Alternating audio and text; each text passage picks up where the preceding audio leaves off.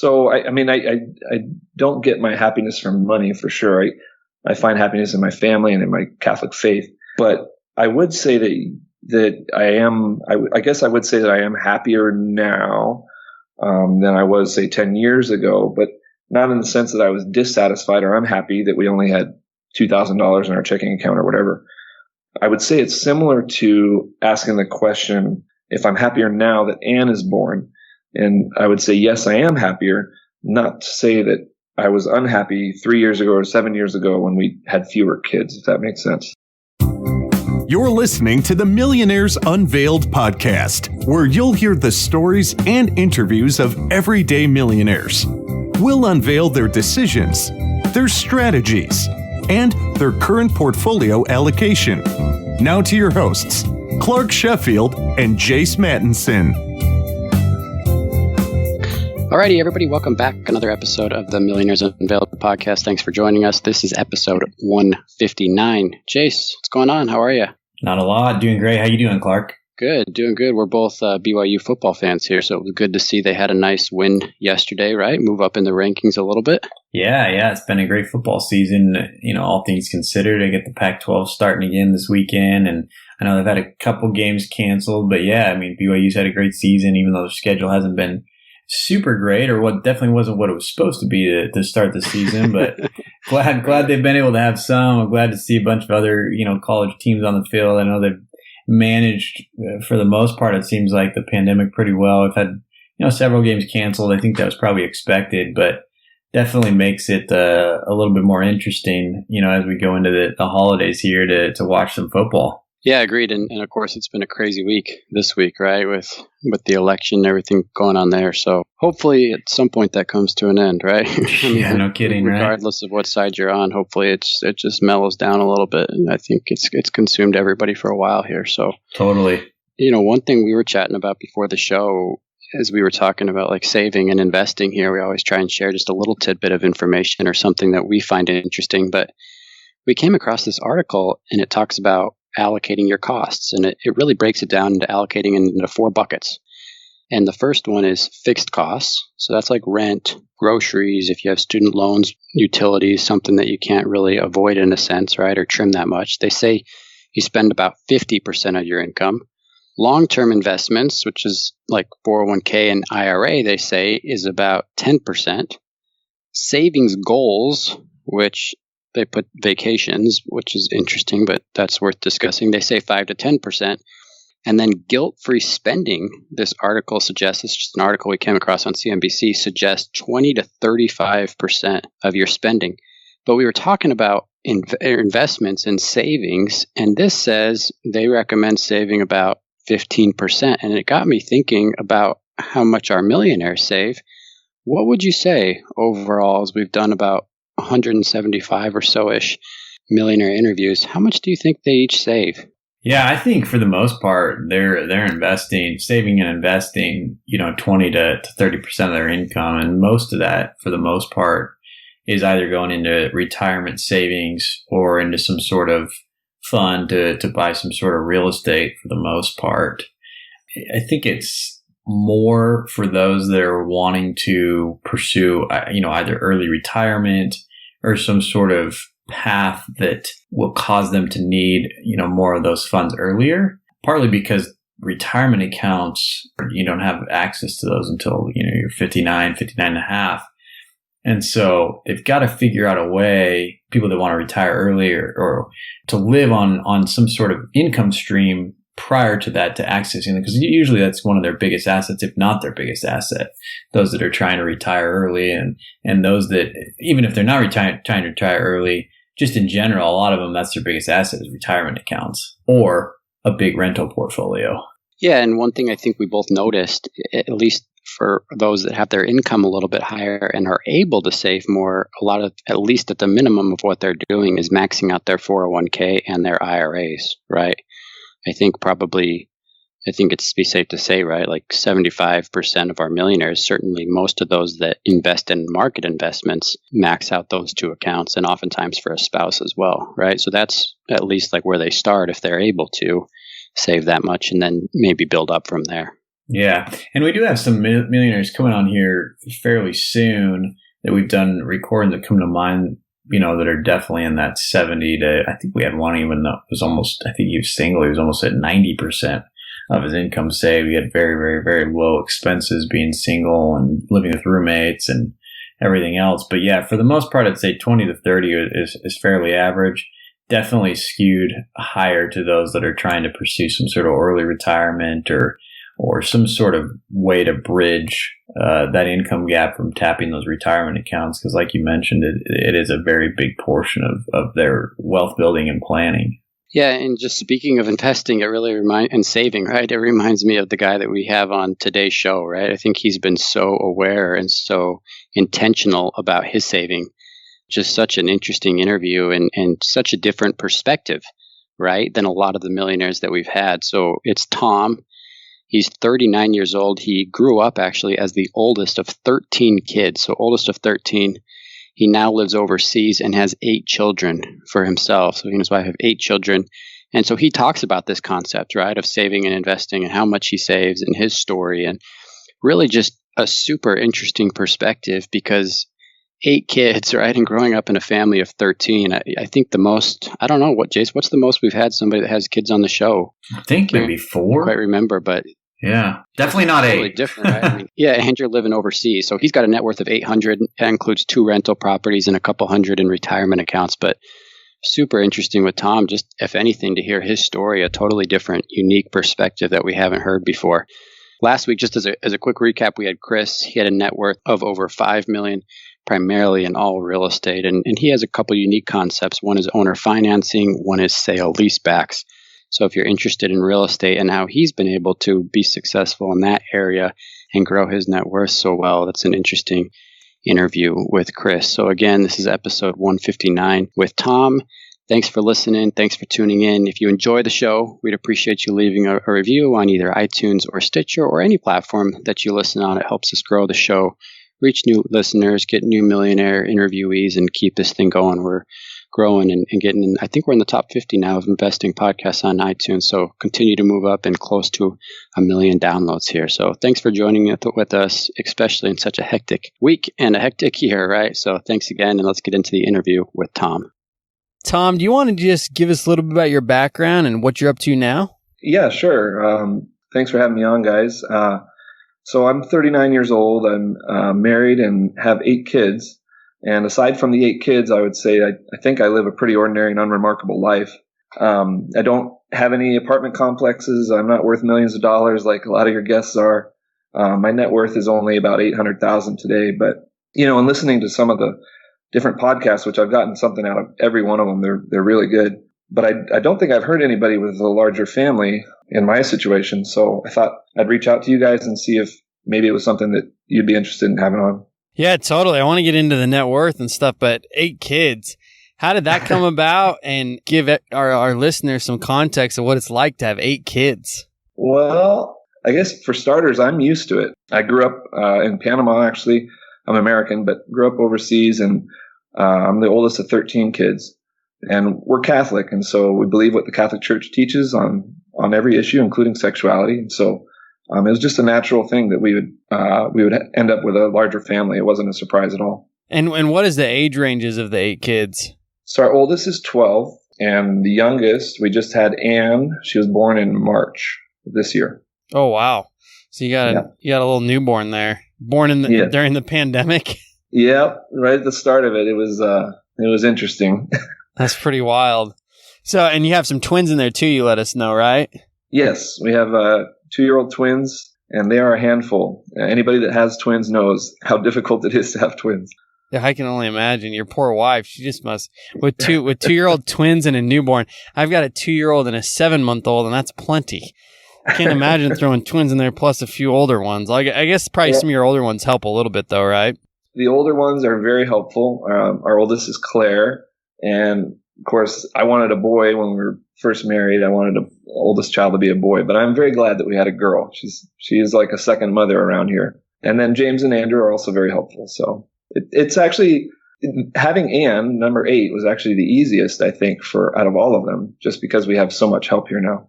Yeah, that makes sense. So let's get a little bit into your net worth. 800,000 with 8 kids. You got 100 for each kid, basically. How is that broken up? So it's primarily in real estate.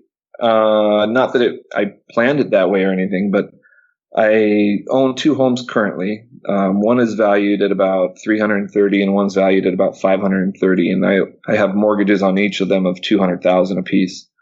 I have 220,000 roughly in retirement accounts, and that's broken up with about 160,000 in the thrift savings plan, which is the federal government's 401k essentially. And that's split 60-40 with the C fund, which tracks the S&P 500, and the S fund, which is a small and mid-cap index fund. I also have a couple Roth accounts. One has 36,000, one has 26,000 in it. And I also have 45,000 in 529 accounts. Those are in Vanguard Total Stock Mutual Index, or Market Index, and Vanguard Growth Index. And then I have 50,000 in cash. I'm a little bit cash heavy right now. And I also have a $12,000 investment account that I just opened up after the coronavirus pandemic hit the market. And I bought like in late March, early April, sometime in there, just to see if I could make a little bit of profit. And then I have like 15,000 in vehicles, and that's it. That's awesome. And how did that account go that you just opened up? Were you able to make a nice little profit? I know we've had quite the second quarter run here. We're recording this on July 1st, and it just closed out with I think one of the best in history of the stock market quarters, I think back since like 1970. Well, so what I did was I kind of Googled like the worst hit stocks, big stocks, and I just put $1,000 into 10 of them. So I bought like couple airlines and some oil company, Exxon and MGM. I don't know all of them, but I just put 1,000 in each and kind of let it ride and see what's going to happen. And it's up right now, just a couple thousand. Not bad, not bad. So, Tom, I want to rewind here a little bit back maybe to when you kind of started your career and you got involved. You told us that you were always going to have a large family. How did you plan building wealth and allocating your resources to being able to support a large family, but also build wealth for yourself and your family in the long term? Well, I kind of stumbled into the personal finance part of it. When we got married, I mean, I would not have guessed that 14 years later I'd have $800,000 net worth at all. We just trusted in God on every step of the way, I would say. But it wasn't until we got married in 2006, and it wasn't until 2009 that I was introduced to some personal finance CDs, Dave Ramsey. And it was at that point that I realized, oh, geez, I've been making some pretty big financial mistakes. And I decided to start working his plan, and I've been doing that pretty much ever since. So at that time when you started that plan, where was your financial situation at the time? No, we had student loans of about $25,000. And in 2007, in April, I made a big mistake of buying a house, and it was the most I could afford. And of course, they were just giving out loans at the time. So I had no money down on this house, and 6 months later it was underwater. But so I realized a couple of years later, following Dave Ramsey, all the mistakes that I'd made along the way, and just started trying to correct it. I have committed Dave Ramsey heresy a couple times. One of them was when I decided, I was looking around in 2012 and I was looking at home prices, and I realized, we were living in an 1,100 square foot home at the time, and I was looking at home prices and I was like, geez, I think we can probably get something bigger. And so went to my mortgage broker and we qualified. And so I bought my second home and decided to go ahead and rent out my other home that I owned, basically because it was underwater. I couldn't sell it. I'd have to bring money to the table to sell it. So we rented it out, and the rent covered the mortgage. And so now I actually own both of those homes, and they're rented out currently because I'm actually overseas in Japan on a 3-year tour here. So that was in what year, Tom? 2012, you said? 2012, I was looking, and we bought early 2013. Okay. And so I'm just curious, did you have it on a 15-year or a 30-year, that rental? So the first home that we bought, I paid $240,000 for that home. And that was on a 30-year fix. And then that was in 2007. And in 2013, we bought the second home. I paid $290,000, and the market was really soft at the time. And that was on a 30-year fix. I've since refinanced that one into a 15. it's worked out really well because the home prices have gone up since then, of course. So I paid $240 for the first one. It's worth about $330 now, and I paid $290 for the second one, and it's worth about $530 now. Wow. Nice jump on that. Yeah. So you have them both rented out. You mentioned, did they cover the mortgages, both of them? Yes. I mean, that's pretty great on the one that has a 15-year mortgage. Yes, it is. And the first one is really starting to cash flow for me now because the rents have gone up quite a bit too. Yeah, good for you. So how many beds, how many baths? The first one's a 3-bedroom, 2-bath. And then the second home is a 4-bedroom, 3-bath. We went from 1,100 square feet to 2,800 square feet, which was nice with a growing family. Yeah. So will you move into the 4-3 when you get back? Maybe. Right now, my goal is to purchase a third home before we go back. With interest rates where they're at, I have some cash in the bank, and I'd like to try and get into a third home. And I'm just looking at my, over the last 10 years, my portfolio, and a lot of it, primarily the biggest chunk of it is in real estate. That's been a great return for me. So I would like to continue that trend if I can. Yeah, good for you. Who's managing them? So I have an individual property manager back home doing that for me. But when I was there, I was managing the other rental myself, and I would go back to managing it myself once we go home. Gotcha. Yeah. So I was curious. Any big issues since you've been away? No. And I've really learned that screening your tenants is the key to renting a home, and it solves 98% of the headaches. So I have really good tenants in there now. What do they rent for? So the first one rents right now. It is renting for $1,625. And I'm gonna increase that here when these tenants move out in August to probably $1,800. The second one is renting for $2,300. Wow. And longer term rentals, or are you having a lot of turnover? No. In the first home, the tenants had been there 3 years. The only reason they're leaving is because he's PCSing. And the second home, they've been there a year and a half, and I think they'll probably stay there for years to come. Awesome. So is it fair to say, Tom, that you became an accidental landlord in a sense because you couldn't sell the house? Very much so. But you're glad you did, obviously. It's worked out well for you. Yes, I am. And since then I've started and I think I found your guys' podcast through Bigger Pockets because I was kind of starting to get interested in the real estate business. And so I was listening to Bigger Pockets, and they've given me some ideas as well. I think I'd like to try some vacation rentals once I get back. Yeah, well, good for you. So, I mean, it's pretty amazing, Tom. So your story, right? You started out making $35,000 at your first job, you told us, right? Yes. You just mentioned to Jace that you had, like $20,000 in student loans or something? Was it $20,000? Yeah, we started negative with $25,000 in student loans, and then shortly, within a year, we owned a house that was pretty much underwater. So, wow. And at that point, did you have kids, or when you had your first kid, what was your net worth?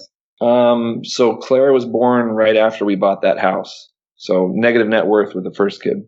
Wow. And then now you've grown at 8 kids to $800,000, and you'll be a millionaire at, I don't know, 40, 41, 42, right?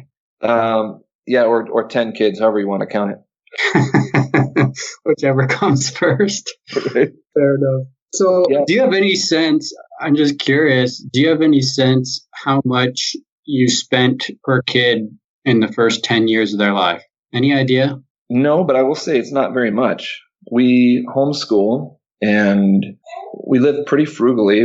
Nothing extreme, but there's so much online, like Craigslist. You can buy bundles of, infant and toddler clothes for really cheap and good quality stuff. So there's ways to, keep costs down even with a large family. I think right now our grocery, and I say grocery budget, but it's, really everything from toilet paper and paper towels to, cleaning products and all of the rest of it. I would say we spend probably about $1,600 or $1,700 a month right now for our family. So it's not too terrible. So for about $400 a weekish. Yeah. Yeah. Did you homeschool in the States as well, or just now since you're abroad? No, we made the decision when Claire was about just going into kindergarten age. And I was pretty ambivalent. I didn't have a strong preference one way or the other, but my wife really wanted to try homeschooling. And I said, well, you're going to be the one doing all the work here. So if you want to try it, that's fine with me. And she did. And we have never looked back. I mean, it's one of the best decisions we've ever made. Good for you guys. So jumping back to your portfolio here, the amount you have in the market or the money you have in the market, you shared that some of it's index funds, some of it's mutual funds, 20 or 30 funds or so. Yeah, maybe. I kind of tried different things. So after I was introduced to Dave Ramsey, I was trying his advice of growth stock mutual funds that perform at 10 to 12% a year for the last 10 years. I would say I've kind of slowly been moving more into the index funds, but so I kind of have a mix of both. Yeah, this is the follow up is now, are you shifting more towards just index funds? Because I'm a little bit the same way as you. I like to dabble a little bit, just because I think it's interesting to follow stocks at the same. If I put in like $6,000 into the Roth or whatever, sometimes I'll buy it in 2 or 3 different funds just to watch it, knowing that I put it in at the same time. And it's, I don't know, for me, I find it a little bit fun to watch. Yeah, I get the sense that they are performing better than the ones that I'm picking. So that's kind of the direction I've been heading. Yeah. So one of the charts you sent us is titled net worth. It's just a snip, right, of your net worth. Did your net worth barely cross over $1 million a couple months ago? No, that's a feature of personal capital, which is when you refinance your house, the account goes away, and all of a sudden that $200,000 that you were negative is gone, and all of a sudden it looks like your assets are up in the million, and you don't have any debt on the home. So that's just a blip. Okay, you told us that. Sorry. Yeah, I remember reading that. So you have a budget spreadsheet as well. Do you guys actively budget? Yes and no. I don't do it monthly currently.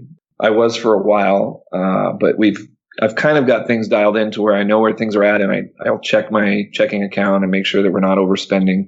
And I line out, each of the items that we do spend on, and I have an idea of where the money's going, but I don't balance the checkbook every month, so to speak. Yeah, and it's interesting because most of the millionaires, I think, 80 or 90% of the millionaires we've interviewed are that same way. They're aware and they're tracking things, but not necessarily living on a monthly budget. And I don't know, maybe that's to say they were, right, at some point before they became a little bit more financially free or wealthy. Right. We have before. I mean, we've done the cash envelope thing and the whole 9 yards.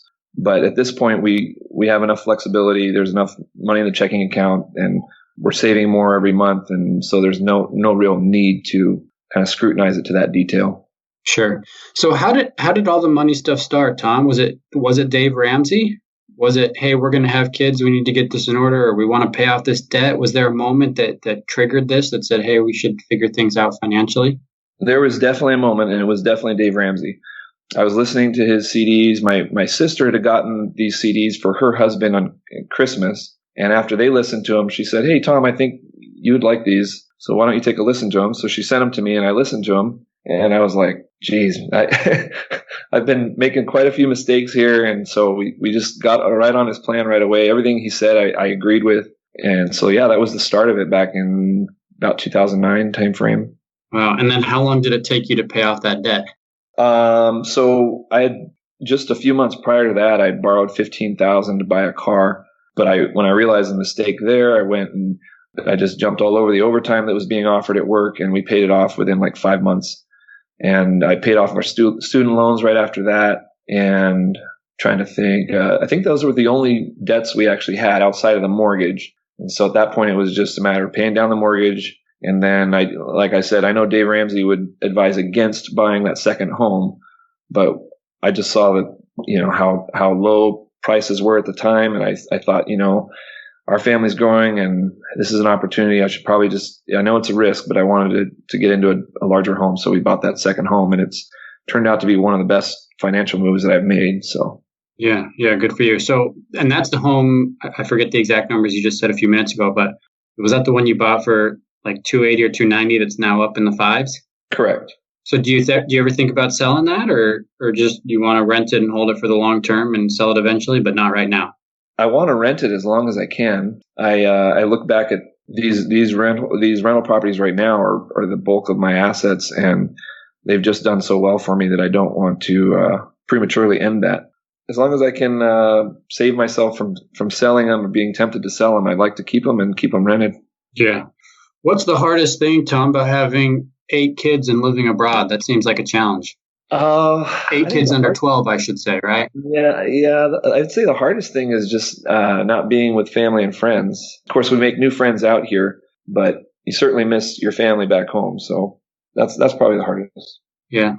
Did growing up, I know I'm jumping around here, but just as things come to mind, and I'm asking you, did growing up overseas, how did that impact you? Or did you move to the States when you were too young to remember? Or No, I grew up in Panama, born and raised in Panama. My dad worked for the Panama Canal. And like I said, big family from Panama. And when in fact, I would still be down there, married to a Panamanian girl with 8 children. But Jimmy Carter had signed a treaty in the 70s that said that he was going to give the canal back to Panama. And so that happened in the year 2000. So essentially all the Americans left at that point, and my family included. So we came up to Washington State. I went to college up there, and that's where I met Carrie. So, Tom, I got to ask, you've grown up abroad, then you went to Washington. Are your kids, I'm guessing you speak Spanish, is that correct?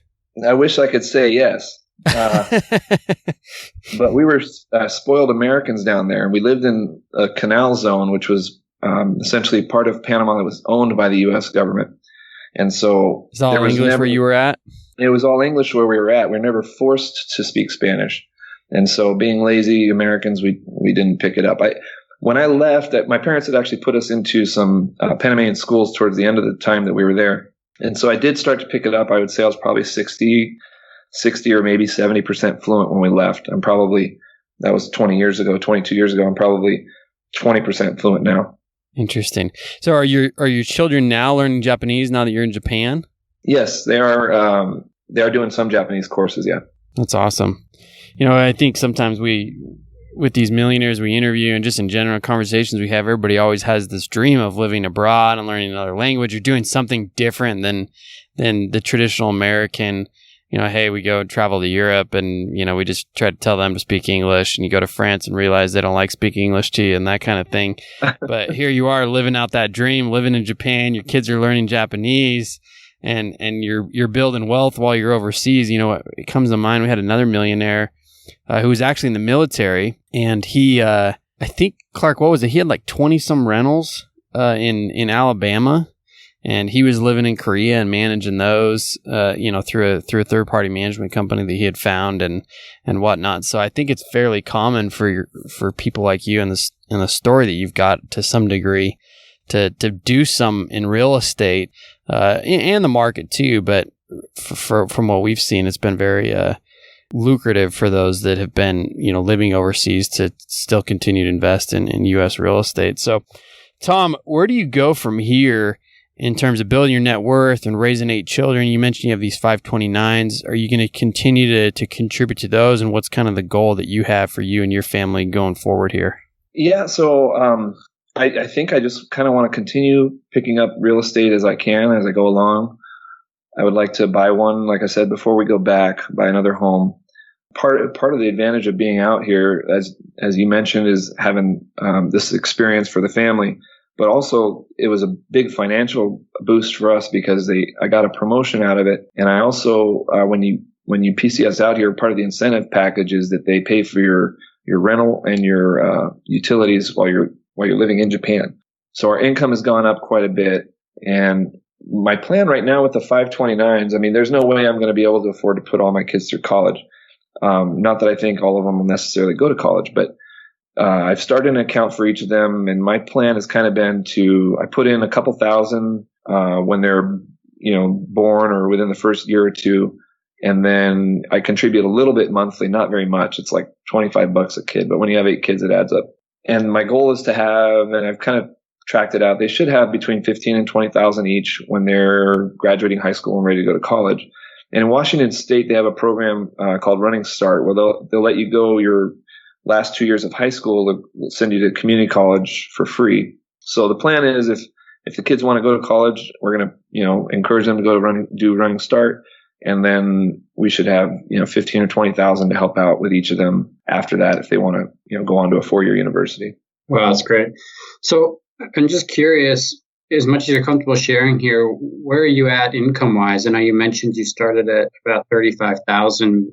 What have you averaged here over the last few years?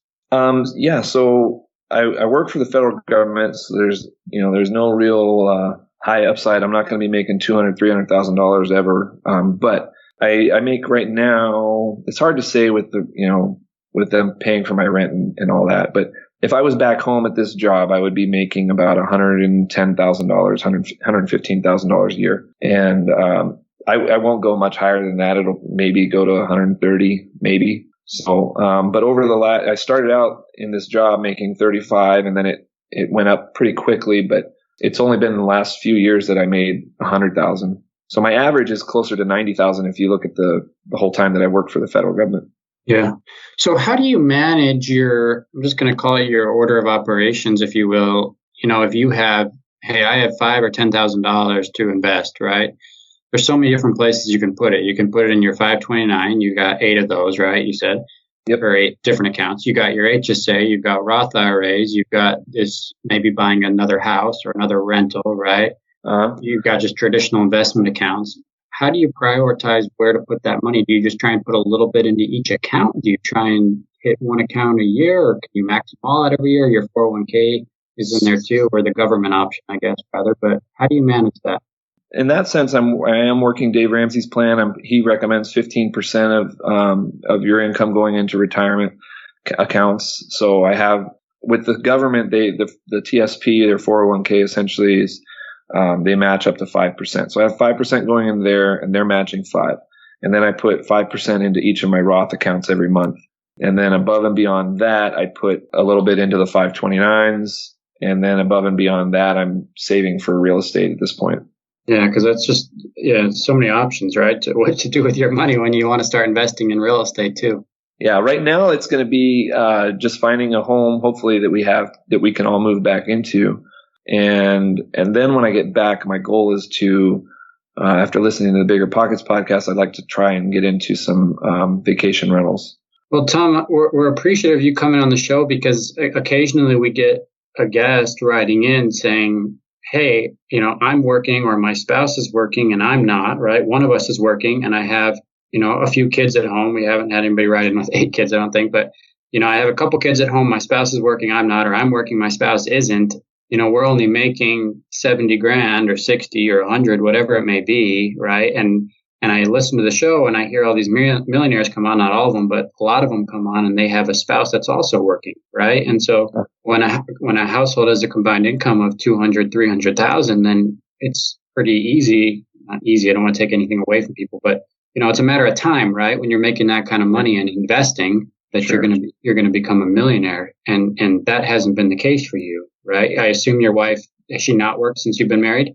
That's correct. Yeah, we made the decision that as far as we were able to, I was going to be working and she could stay home with the kids. And that's actually why I contacted you guys. I wanted to maybe be able to share my story as kind of a source of encouragement for anybody else in this sort of situation.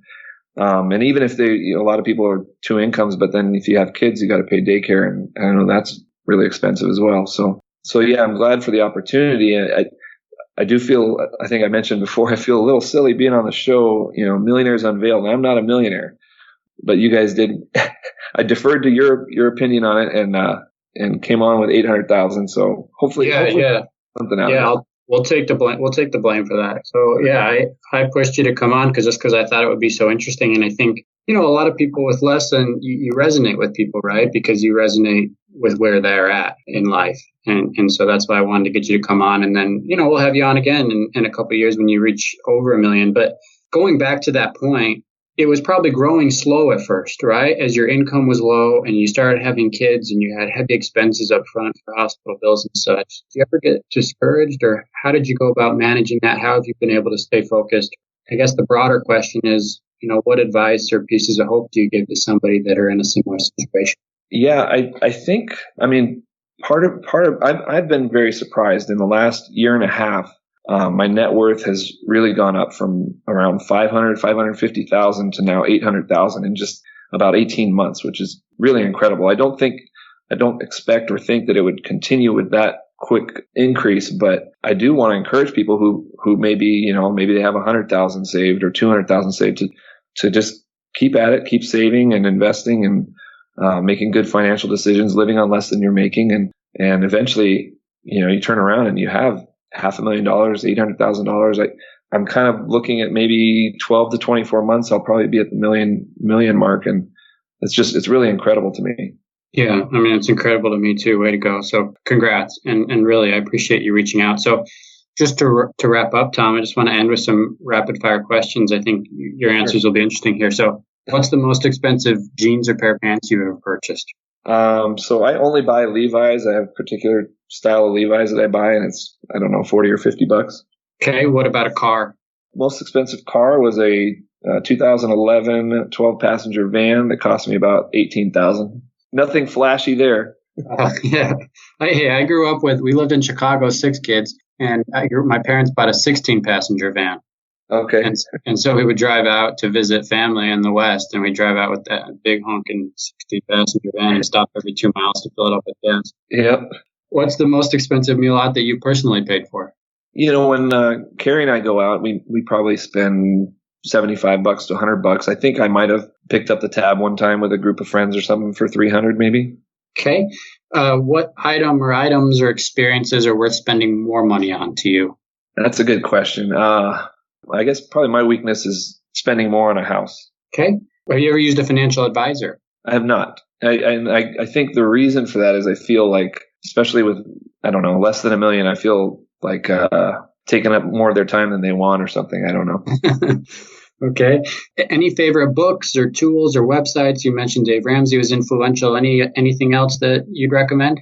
I'm not a big reader. I probably read, 3 or 4 or 5 books a year, maybe. I think if I was to recommend a book to somebody, it would probably be, if somewhat finance or economic related, it would be something by Milton Friedman or Thomas Sowell, which explains, for instance, basic economics, or Milton Friedman's Free to Choose, which kind of lays the groundwork for how it is that we're even on this show, listening to other millionaires. And every year there's 600,000 more millionaires in America, and it's because of the free market. So I think I would recommend that.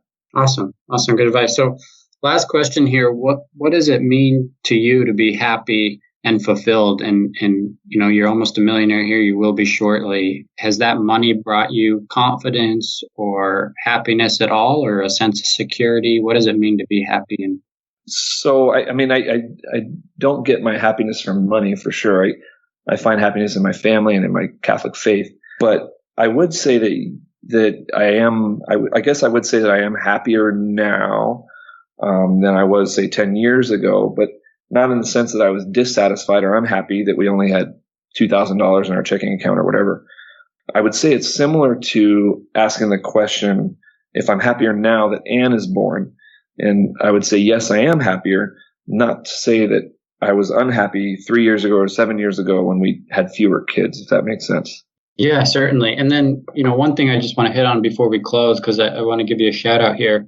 You guys give a lot, it seems, right? Or you tithe to your church? Yes, we tithe to the church and some of our charities, yeah. So I want to give you a shout out. A certain amount you try and do, or it staggers between charities? I know you have a few listed here on your spreadsheet. We give primarily to the parish that we go to back home, and then just there's so many other charities that we'd like to give to, so we end up breaking it out into just small $20 increments. Yeah, so good for you. I mean, you've been able to do all this and giving a lot away too. So really appreciate you coming on, Tom. Thanks again for sharing your story. We're going to have you on again here in the next year or two. So thanks again. It's Tom, net worth about 800,000, 8 kids. Thanks for coming on the show. Thank you guys very much. Thanks, Tom. All right. Thanks for listening to the Millionaires Unveiled podcast with Clark Sheffield and Chase Mattinson. For more stories, investment opportunities, and information, check out our website at millionairesunveiled.com. See you next time when you'll hear from another everyday millionaire.